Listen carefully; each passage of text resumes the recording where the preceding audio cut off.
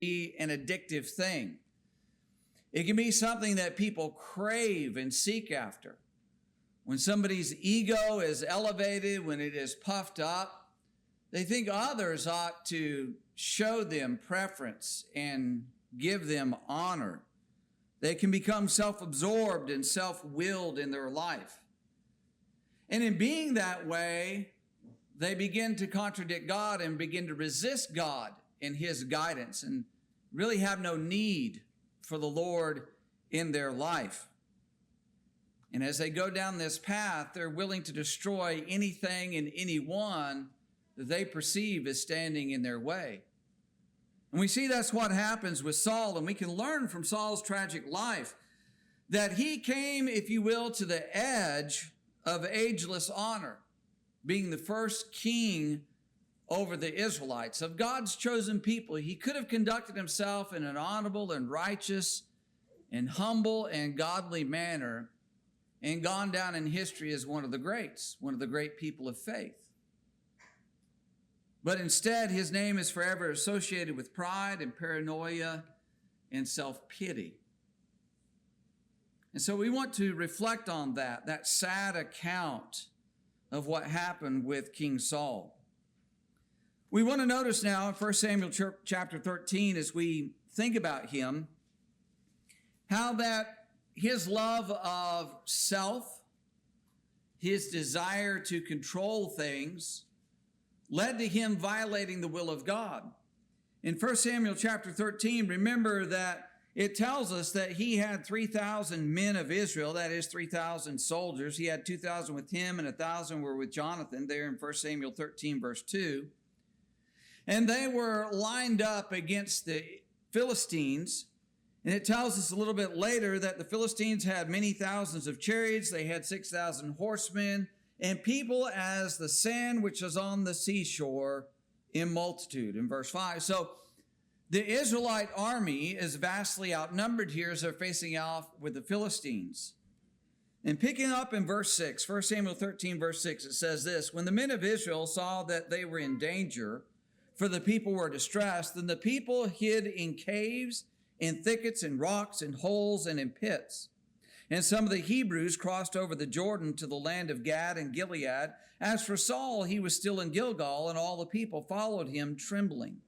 Then he waited 7 days according to the time set by Samuel, but Samuel did not come to Gilgal, and the people were scattered from him.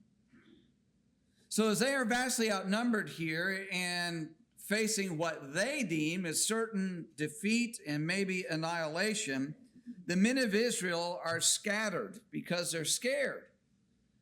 They don't have any confidence in their power, their ability to fight the enemy.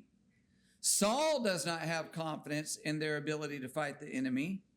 And so it tells us in verse 9 that he violates God's will in offering up a burnt offering. In verse 9, so Saul said, bring a burnt offering and peace offerings here to me. And he offered the burnt offering. Now it happened as soon as he had finished presenting the burnt offering that Samuel came, and Saul went out to meet him that he might greet him. And Samuel said, what have you done?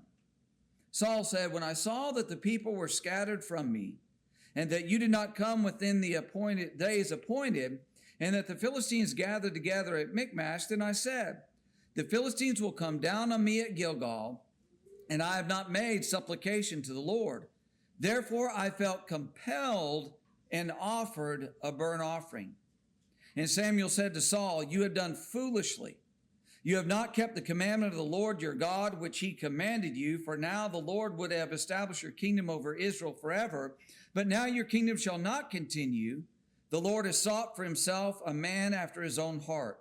And the Lord has commanded him to be commander over his people, because you have not kept what the Lord commanded you. And so it is that he wanted the people to stay with him. He was afraid of these people leaving, his army scattering from him. He needed to make supplication to the Lord because he sees this impending battle that he feared. And so he says, I need to do something about that. And not being of the priestly tribe, but the tribe of Benjamin, being a king, not one who was authorized to offer up sacrifices, He violated the will of God in offering up that burnt offering. Samuel had told him, wait on me. I'm going to come and I will join you and we will appeal to the Lord. That is obviously what Samuel had informed him about. But Saul lost patience in that, being filled with fear instead of being filled with faith. And so he made the excuse, well, I felt compelled, verse 12. How many sins have people excused because they felt compelled to do something? Here he offers that excuse, but Samuel's not having any of it. In verse 13, he tells him exactly as it is. You've done foolishly. You're a fool for doing this. And so God has decided to replace you and to put another man on the throne, a man who is more respectful of God, a man after God's own heart. And so we see that a man that is filled with himself, thinking about himself, desiring to have power and control over his situation, that he will violate the will of God. He will also attack that which he perceives as a threat against him. Remember in 1 Samuel chapter 18, this is right after David had defeated Goliath. In 1 Samuel chapter 18, verse 1, it says, now when he had finished speaking to Saul, the soul of Jonathan was knit to the soul of David, and Jonathan loved him as his own soul. So Jonathan has this great respect for David. They become very close friends. In verse 3, it says, then Jonathan and David made a covenant because he loved him as his own soul. So it is that Jonathan took off his robe and he gave it to David. He gave his armor to David, the sword, the bow, and the belt. He gave him those things to show his appreciation, his love, his affection for him. In verse 5 then, it says, so David went out wherever Saul sent him, and he behaved wisely, and Saul set him over the men of war, and he was accepted in the sight of all the people and also in the sight of Saul's servants. So the people have recognized David for his character, for his bravery, for his faith. In verse 7, it says, as they are returning from the slaughter of the Philistines, it talks about this in verse 7. So the women sang as they danced and said, Saul has slain his thousands and David his 10,000s. Then Saul was very angry, and the saying displeased him. And he said, they have ascribed to David 10,000s, and to me they have ascribed only thousands. Now what more can he have but the kingdom? So Saul eyed David from that day forward. So it is that the people are praising David above Saul. Well, Saul's killed his thousands. He's a great man, a great warrior. But David's killed his tens of thousands. And of course, David at this point in his life hadn't killed the tens of thousands. It's just a way of poetically, if you will, as they're singing this, saying that he is a greater warrior than even Saul. And he's to be honored for his bravery, his willingness to go out and to fight that giant and winning a great victory for the people of Israel. So Saul was very envious. And he attempts to kill David. As you go on down through that chapter, you see in verses 15 and 16 that Saul saw that he behaved himself wisely. And it says that verse 11, Saul cast his spear, for he said, I will pin David to the wall, but David escaped his presence twice. So it was that there were times when Saul became agitated and very motivated to try to get rid of David. Here, casting his spear at him. If you go on down through chapter 18 and forward through the rest of the book of 1 Samuel, you know there were many attempts that he made on David's life, chasing him throughout the wilderness of Judea, sending men to his house to watch for him, to try to take him, to execute him. And so it is that he was attacking the one that he perceived was a threat against him. You know, if he has this praise, what more can he have but the kingdom? He's been told that the kingdom would be taken away, and he's trying to prevent that kingdom being taken away. He loves that power, that control that he has. He loves that honor, that prestige that he enjoyed as being king. And he did this in spite of the fact that David had proved himself time and time again to be loyal to him. And he refused even to reach out his hand when he had opportunity to kill Saul. He would not do that. And Saul knew that as time went by. And yet still Saul sought to kill David. Saul's trying to control the future. He's even trying to control it after his death, because one of the things that he was concerned about is if David's not stopped, then Jonathan, my son, will never sit on the throne. So you see how obsessed he is with this power, this control? In 1 Samuel chapter 20, you see that he not only attacked David that he perceived as a threat, but he attacked his own son, whom he claimed to love and to be looking out for.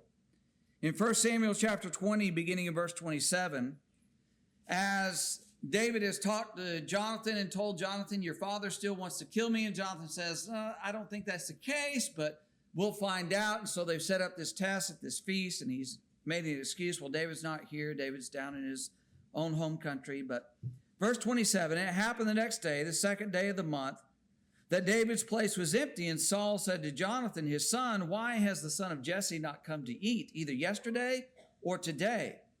So Jonathan answered Saul, David earnestly asked permission of me to go to Bethlehem. And he said, please let me go, for our family has a sacrifice in the city. And my brother has commanded me to be there. And now, if I have found favor in your eyes, please let me get away and see my brothers. Therefore, he has not come to the king's table. Then Saul's anger was aroused against Jonathan, and he said to him, you son of a perverse, rebellious woman, do I not know that you have chosen the son of Jesse to your own shame and to the shame of your mother's nakedness? For as long as the son of Jesse lives on the earth, you shall not be established, nor your kingdom. Now therefore send and bring him to me, for he shall surely die. So you see how in his mind, not only do I need to protect my place, but I need to protect my sons, my legacy, my dynasty, if you will. Verse 32, this is what Jonathan says to him. Why should he be killed? What has he done? Then Saul cast a spear at him to kill him, by which Jonathan knew that it was determined by his father to kill David. When Jonathan objected and challenged his father and really rebukes his father, why would you kill David? What has he done? He's innocent. That Saul's anger is so great that he attempts to kill his own son, casting that spear at him. And so he turned on the one that he claimed to love, the one he said he was protecting. Well, that's what happens with a man when he's absorbed with himself, when he's thinking about his own will and desires. In 1 Samuel chapter 22, it gets even worse than that. In 1 Samuel 22 and verse 6 beginning, it says, when Saul heard that David and the men who were with him had been discovered, now Saul was staying at Gibeah under the tamarisk tree at Ramah, with his spear in his hand and all his servants standing about him. Then Saul said to his servants who stood about him, hear now, you Benjamites, will the son of Jesse give you, every one of you, fields and vineyards, and make you all captains of thousands and captains of hundreds? In other words, he's saying, I have things to offer you. I have material rewards that the son of Jesse is not going to give you. I'll give these things to you. Verse 8 then, all of you have conspired against me, and there is no one who reveals to me that my son has made a covenant with the son of Jesse, and there is not one of you who is sorry for me or reveals to me that my son has stirred up my servant against me to lie in wait as it is this day. What's Saul doing here? Saul's having a pity party for himself. And you think about this. This is utterly and totally humiliating. He's paranoid. He says, all of you have conspired against me. They hadn't done that. They had not conspired against the king. They were simply living out their life. They had not conspired against him, but he's paranoid about that. He's self-absorbed, and he's a whining complainer. Why don't you feel sorry for me?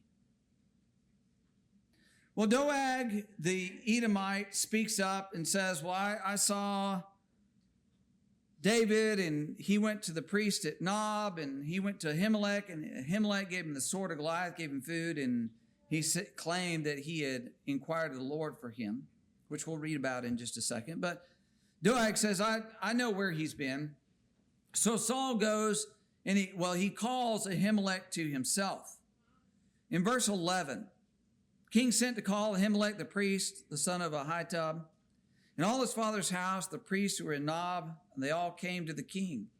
And Saul said, Hear now, son of Ahitub. He answered, Here I am, my lord.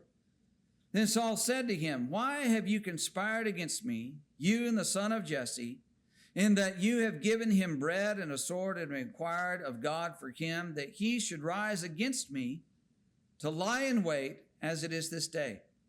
So Ahimelech answered the king and said, And who among all your servants is as faithful as David, who is the king's son-in-law, who goes at your bidding and is honorable in your house? Did I then begin to inquire of God for him? Far be it from me.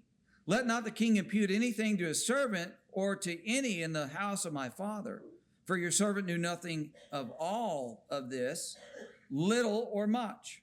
The king said, You shall surely die, Ahimelech, you and all your father's house.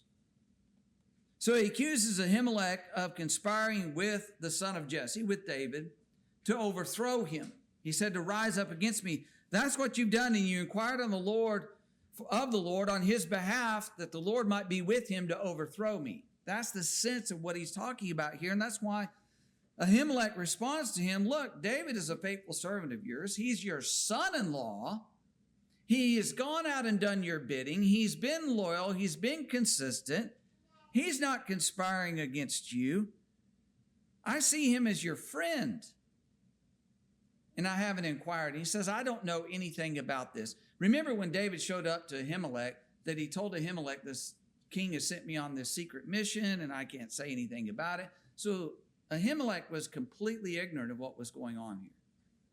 He thought he was helping David, who was helping the king. He gave him a sword, he gave him bread, but he hadn't inquired of the Lord for him, certainly not to rise up against King Saul. But Saul's not buying it. He's not listening. And he says, You and all your father's house are going to die. Well, Saul's servants wouldn't do that. The Israelite men wouldn't do that. So he commanded Doeg, and Doeg did that. He killed all the priests. It says he killed 85 men who wore the linen ephod in verse 18. But not only that, in verse 19, also Nob, the city of the priests, he struck with the edge of the sword both men and women, children and nursing infant, oxen and donkeys and sheep with the edge of the sword. So he killed all the people in the city, not just the priests, but everyone who lived there, man, woman, and child. So you think about that.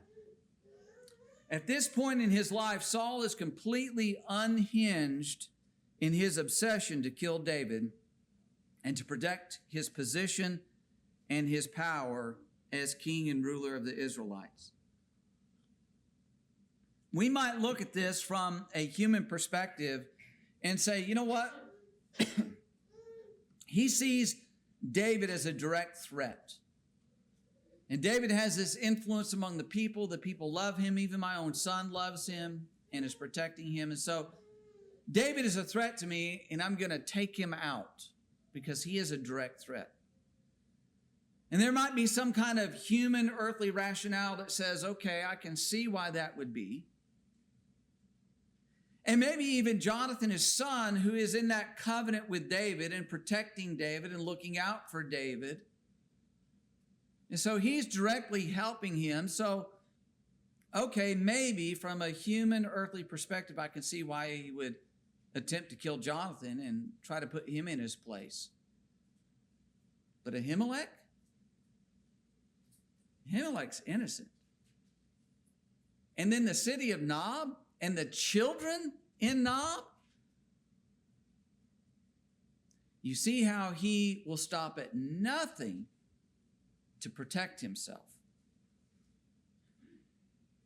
Well, there are some lessons we can learn out of this. And one of those lessons is that crisis often reveals someone's character.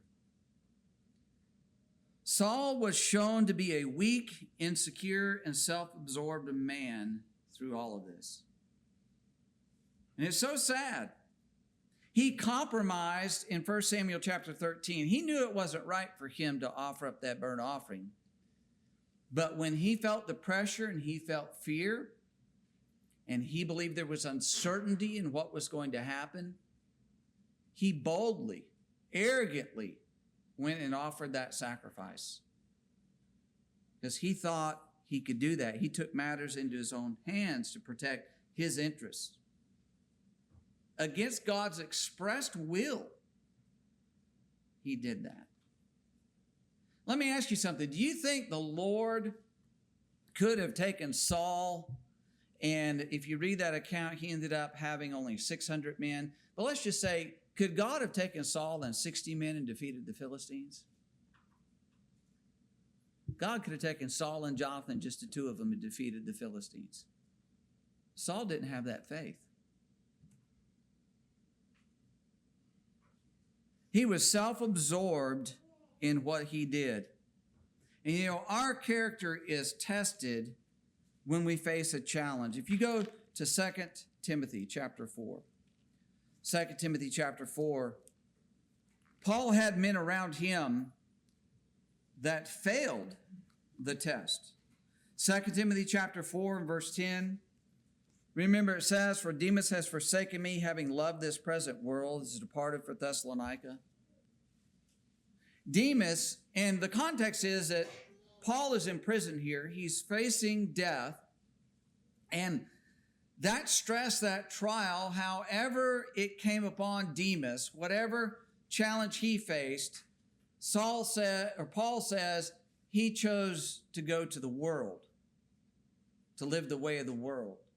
He loved this present world. So he's forsaken me. That's not a compliment. He's condemning him here. In verse 16, he says, "At my first offense, no one stood with me, but all forsook me.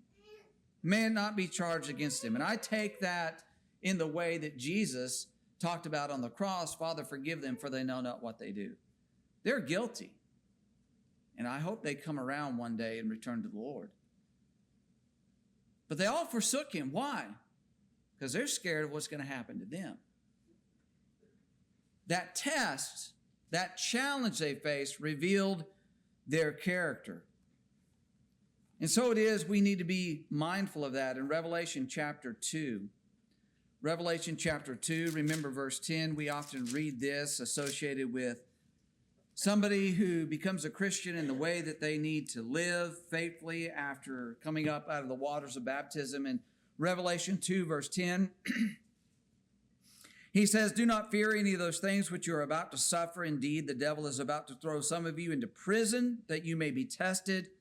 And you will have tribulation 10 days. Be faithful until death, and I will give you the crown of life." And so the admonition of the Lord to the church here at Smyrna is, you're going to be tested. You're going to go through a trial. Satan is going to attack you. He's going to try to get you to compromise. But don't do that. You remain faithful. Remain faithful to the point of death. I'll give you the crown of life. Now, there would be some in the first century who faced that testing, that trial, that persecution being brought against them by the Roman government, and they would compromise. They would give up their faith. They would renounce Christ. But the Lord gave the admonition, don't do that. Remain strong, remain faithful. Have that character that's able to withstand the pressure of the persecution.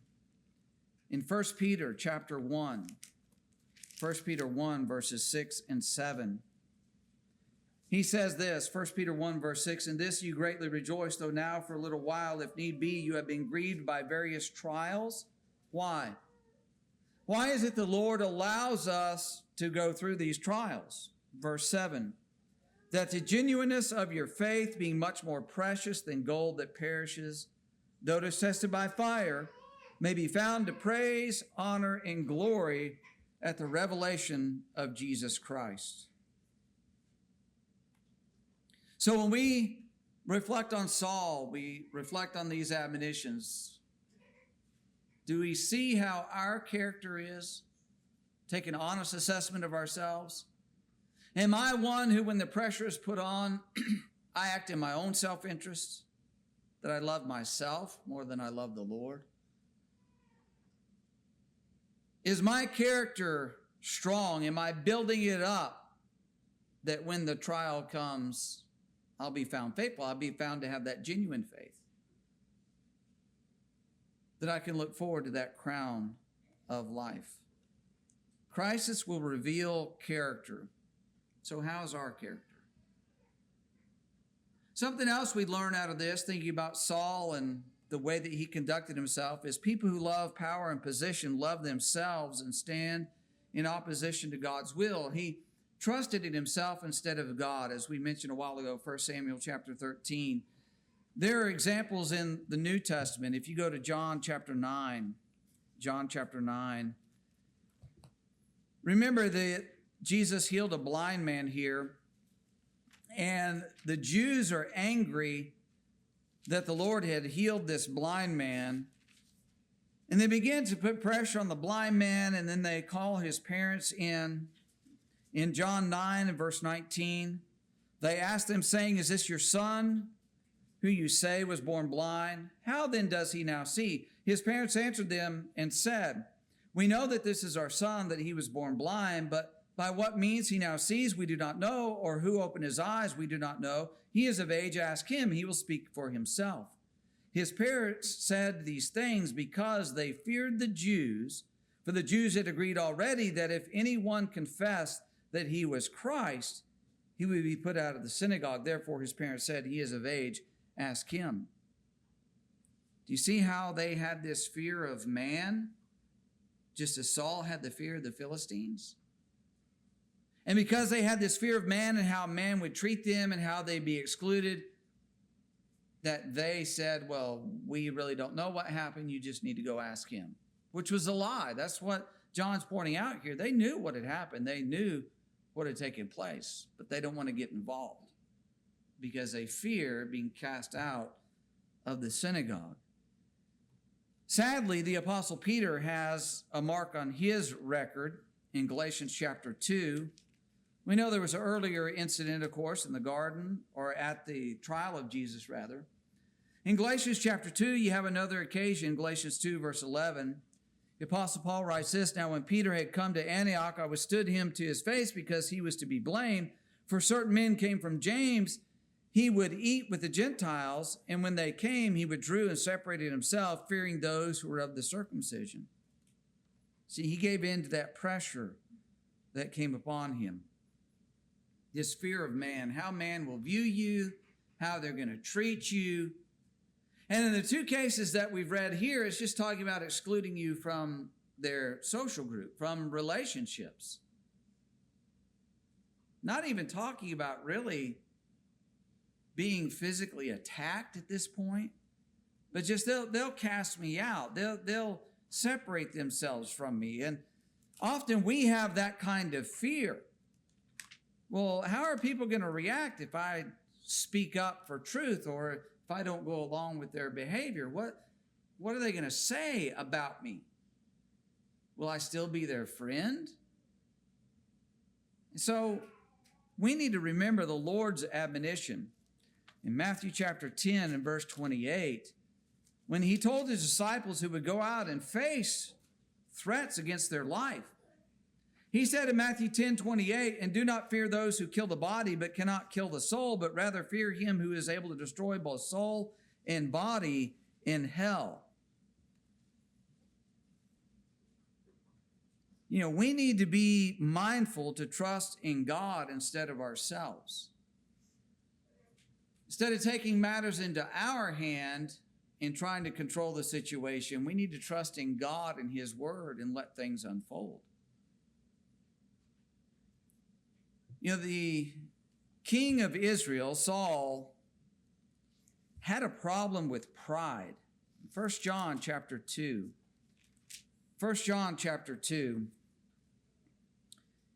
And beginning in verse 15, remember where he writes this: do not love the world or the things in the world. If anyone loves the world, the love of the Father is not in him. For all that is in the world, the lust of the flesh, the lust of the eyes, the pride of life, is not of the Father, but is of the world. And the world is passing away, and the lust of it, but he who does the will of God abides forever. Maybe you've heard it pointed out before, but these three avenues of temptation show up in the kings of Israel. The lust of the flesh is Solomon, lust of the eye being David, and the pride of life is Saul. He was filled with pride. He believed he had the right and the power to do as he pleased, that he could try to hunt down David, even though he had been told there's a man after God's own heart that's going to replace you. He didn't respect God's will and revelation on that. He said, I'm going to stop that. I'm not going to allow that to happen. And as king, I have the power, I have the right to do that. Puffed up. James chapter 4 in verse 6 gives us this warning. James 4 verse 6. But he gives more grace, therefore he says, God resists the proud, but gives grace to the humble. God resists the proud. He stands against those who think more highly of themselves than they ought to think. Jesus gave us the warning in Mark chapter 7, verses 20 to 23, when he talks about out of a man's heart spring the issues of life, including pride. Pride springs up out of the heart. That means we have to guard our hearts not to be puffed up, not to think of ourselves more highly than we ought to think, as Romans chapter 12, verse 3 gives us the warning. You know, Saul in his pride was obsessed with controlling things going on around him. He wanted to control the fate of the monarchy, and he was willing to do whatever it took. And sometimes it is that among brethren, there are those who want to control things, and they're willing to do whatever it takes to exert that control. Remember 3 John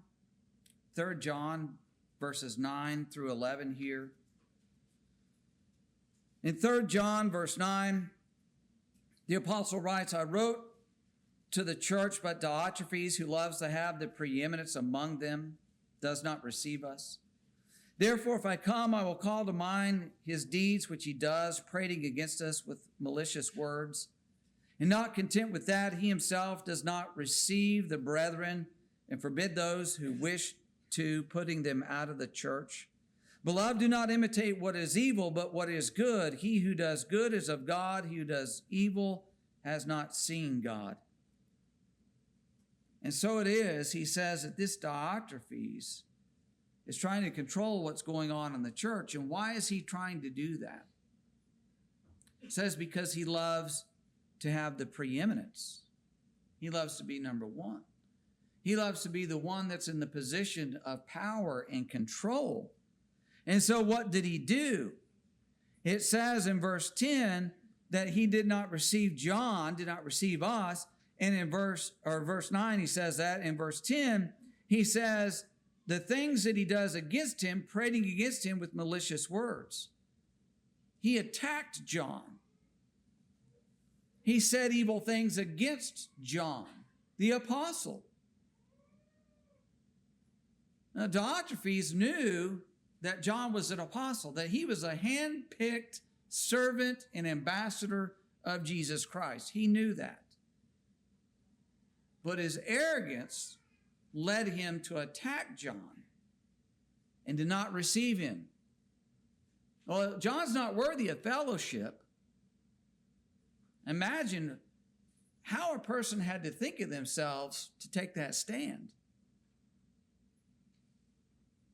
But he loved to have the preeminence. Now, not only did he attack John, but it says, and not content with that, verse 10, he himself does not receive the brethren, that is the idea of faithful brethren, and forbids those who wish to, putting them out of the church. So he says there are faithful brethren that Diotrephes is saying we can't have them here. And anybody else in the congregation who says, well, I think we ought to have them, well, you're out too. Isn't that how Saul was behaving? Well, can't have David. Well, Jonathan, you're for him. I'll put a spear through you. Well, all my servants, they're conspiring with him. What's wrong? Don't you feel sorry for me? Ahimelech. Oh, you had a conversation with David and you gave him bread and you gave him a sword. You're a dead man. And all your family, all your father's house, and the entire city where you dwell. So let's understand that this spirit that Saul had, this love of himself and this love of power and control, it's not dead. It's not as though nobody could be affected by it in our day and age among God's people, among those who are to be servants of Christ, doing his will, loving one another because we've all been purchased by the blood of Christ. Don't think that can't come up, because we see in Diotrephes it did happen. Something I want to make note of is there is a difference in loving power out of self-interest and accepting responsibility as a leader. Now, Saul was one who loved power out of his own self-interest. Christians, namely elders and preachers, have a responsibility to take a stand and to do what's right. So sometimes people get the idea, well, you know, they're just trying to do things that are not right and controlling a congregation and saying what people can and can't do. Well, they have a charge to ensure that the members of a congregation are doing right and that the church itself is a sound church. In Titus chapter 1, beginning in verse 9, remember that as he's writing about the qualifications for elders in Titus 1:9, he says that those men need to be holding fast the faithful word as he has been taught, that he may be able by sound doctrine both to exhort and convict those who contradict. For there are many insubordinate, both idle talkers and deceivers, especially those of the circumcision, whose mouths must be stopped, to subvert whole households, teaching things which they ought not for the sake of dishonest gain. It says they have to take a stand against those individuals. Therefore, verse 13, he says, rebuke them sharply that they may be sound in the faith. That's not somebody trying to control a congregation out of their own self-interest and pride and getting glory. That's someone who is discharging the duty that God has placed upon them to ensure righteousness and holiness among God's people. The same would be true with those who are preachers. Remember 1 Timothy chapter 1. 1 Timothy 1, and beginning in verse 3, he says, as I urged you when I went into Macedonia, remain in Ephesus, that you may charge some that they teach no other doctrine, nor give heed to fables and endless genealogies, which cause disputes rather than godly edification, which is in faith. Now the purpose of the command is love from a pure heart, from a good conscience, and from sincere faith. So he says, you make sure that they teach no other doctrine. Now, why is that? Because you have love and a pure heart and a good conscience. That's what the motivation is. Not out of your own personal pride, but out of doing good and doing right. Make sure you do that. Drop down to verse 18, 1 Timothy 1, verse 18. This charge I commit to you, son Timothy, according to the prophecies previously made concerning you, that by them you may wage the good warfare, having faith and a good conscience, which some having rejected concerning the faith have made shipwreck, of whom are Hymenaeus and Alexander, whom I delivered to Satan, that they may learn not to blaspheme. See, commitment to truth will mean yielding to God's will and seeking to ensure it's honored. His will, not your own will. That's the difference between men like Saul and men whom the Lord desires to lead his people. If you will, open to number 814, 814.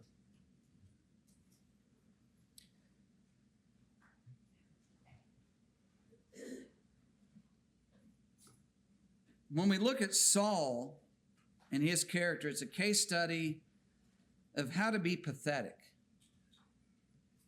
His obsession with holding on to power for him and for his sons is a sad, stark warning for you and I. His behavior reflected a sense of inadequacy. And this was self-inflicted because he compared himself to another. When he heard that praise given to David relative to himself, it drove him crazy. And so being filled with pride and his stubborn self-will, it drove him to dismiss the Lord's will. And so it is that God determined to remove him as king. We have to be on guard and strive to build a better character, to resist the lure to be self-absorbed and craving personal praise. We need to fill ourselves with humility, and we need to have a recognition that we are no better than any other person. We're simply people who have committed sin and deserve to be cast off from the Lord forever, but we've been forgiven, whatever that is, and we're not better than anybody else. And so we need to trust in God and have patience as he works in our lives. Not thinking everything revolves around me, but my life is centered on and revolves around Jesus Christ. This morning, as you examine yourself, if you see that you have problems with pride, problems with attacking others who are simply living right and doing good, you have that envy, you have jealousy, then won't you repent of that? Humble yourself before the Lord. Because as we read in James, he gives grace to the humble. As a child of God, confess your sin to the Lord. If there's something publicly you need to confess, then do that. And we will pray with you and we will pray for you. And the Lord will forgive you. If you never obeyed the gospel, this morning we invite you to do that. Submit yourself to the Lord's will, believing in Jesus as the Christ, confessing him before this audience, repenting of your sins and being immersed to have your sins forgiven. And when you do that, you can rise up out of the waters of baptism. You can walk in a new life. You can be free from sin. You can have that hope of everlasting life. So if you need to respond, we invite you to come forward while we stand and sing.